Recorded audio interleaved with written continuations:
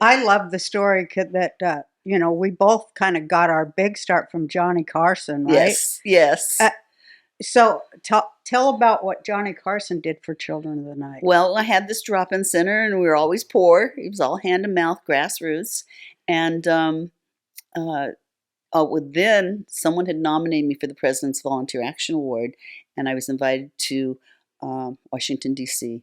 to have lunch with President Reagan and receive the Volunteer Action Award medal that was presented to me by the president. So that just really, and I met a bunch of the kitchen cabinet, and Newt Gingrich was saying, this is a solution to society's problems. Hmm. We don't need government grants. Right. Look, she did it through volunteerism. It was a private initiative. There needs to be more of this, and so they really rallied around me, and that was very, very helpful. And then I came back, and then um, I just met this publicist. My girlfriend, who was a publicist, introduced me to this guy and says, "Listen, he's going to go see Johnny Carson." And he says, "I work for NBC, and I have to go give him, a proposal to do a PSA. They want him to do a PSA. So give me your stuff, and I'll throw it in there. But look, there's 300 of them. I can't guarantee anything." And he said it was amazing. He called me. He says, "Johnny went like very quickly through all of them." He said, "This one, grabbed yours." And and then we'd have these conversations. He'd say, "How goes the war?" I mean, he got it. He really, he knew Wow. what it was. And I sent a grant and asked him after that for $100,000. And his lawyer called me up, and I had to go to the office in Century City, and I made one of the men on my board go with me, and we went, and he said, "Johnny's not going to give you 100." And I, put my head down because I'm used to people saying no to me, and I said, "Okay." He says he's going to give you 50. He says, "But he wants to give you more." He gave me over $1 million over time. Wow. And I could call him, and tell him this is what's going on. He always wanted to hear the stories because, people like that, who really care and want to do something, they're not going to go out on the streets, but he wants to know what's going What was on. his PSA? I love this. Tell the PSA. This is Johnny Carson. If you don't know where your child is tonight, Children of the Night might. Hmm. They're out on the streets rescuing kids. They're providing food and housing and medical services and counseling. Call now. And they gave the number. God, That's he's awesome. such a But he did hero. 5 of them. And so they would just run, and people just would be shocked, that Johnny Carson would do that. Another person that is vilified by feminists is Hugh Hefner. But let's talk about what Hugh Hefner did for Children of the Night, Well, let's which see. is why I always liked him for that. I'm trying to think. Someone else was. Oh, so one of the people from the Reagan administration, or his kitchen cabinet, another very, very wealthy man, the household name you'd know, called me in to meet with him, and he said, "I'm going to help you." And he says, "We all want to help you." And so he sent me over to meet with a woman who was head of the Republican Party. And he called her from his office when I was sitting there, and he says, "I want you to put her together, set up the nonprofit, set everything up, um, and let's get this going." And I went to talk to her, and she snubbed me. And she said, "We're not going to do this. It's too risky for us." Jeez. So, I mean, I was used to it. And so my girlfriend um, was Playmate of the Year, and she had a little Mercedes that you get when you're Playmate of the Year. And she called me up and she says, "Come on, I'm going to take you to dinner for sushi." I said, "Okay." So she picks me up and she says, "Hugh Hefner watches everything you do. He videotapes everything you do. And he has the newspaper clippings. He's got a book on you of everything you've done." And she says, in fact, she says, some of the guys were joking at the mansion saying, "Did you hear what she said on TV?" And Hef said, "That is not what she said. And no one will ever speak about her that way again in this house."